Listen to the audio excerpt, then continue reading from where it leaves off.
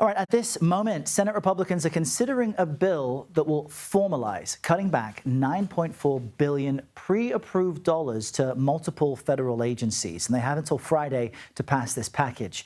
President Trump's pressuring GOP leaders to approve these DOGE cuts or risk losing his support. CBS News congressional reporter Taurean Small is at the Russell Rotunda, I believe, on Capitol Hill. Great to see you again this morning, Taurean. Is there any reason to believe that Republicans who back these cuts won't make their Friday deadline?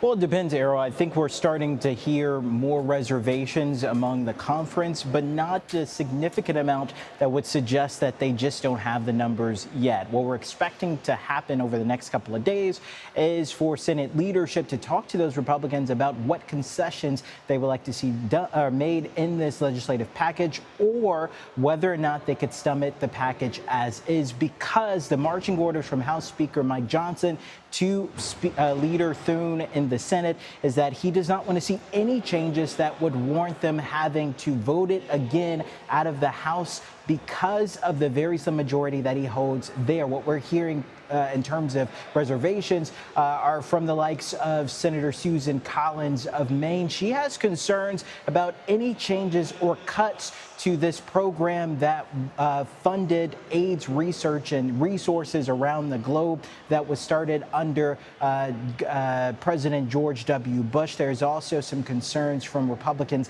like Senator Mike Rounds that any cuts to NPR could be viewed negatively. Of course, is about $1 billion worth of cuts to public broadcasting. Ultimately, though, there are three Republicans or three votes that Republicans can afford to lose, and then that would see the vice president step in to be that tie-breaking vote.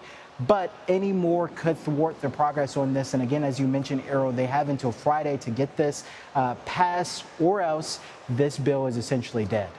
Yeah, and I'm thinking back to the big, beautiful bill, Senator Mike Hawley saying he disagrees with Medicaid cuts. He still supported the bill in the end and then said he'll do what he can to make sure those cuts don't happen. So sometimes Republicans say they have issues with the bill, vote for it anyway, and then complain about the same things after the fact. We'll have to see. I want to ask you about Mike Waltz, because he has a Senate confirmation hearing today to be the U.S. ambassador to the UN. And our viewers will remember he left his position as National Security Advisor earlier this year in disgrace, really, after that Signal chat controversy. Democrats are likely to use this as an opportunity to grill him today. What should we expect to see? Yeah, this is the first time that he'll testify before Congress after that very significant controversy and ultimately his ouster because of it.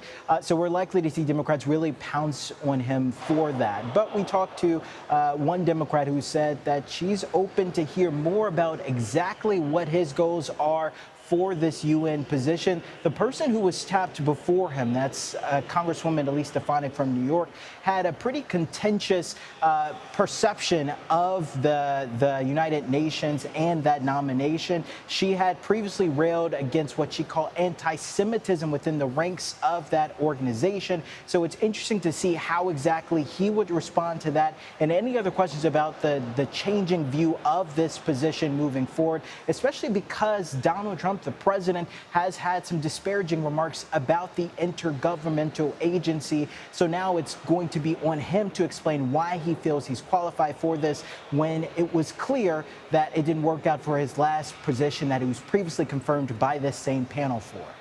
All right. Appreciate the update. Taurean Small on Capitol Hill. Thanks.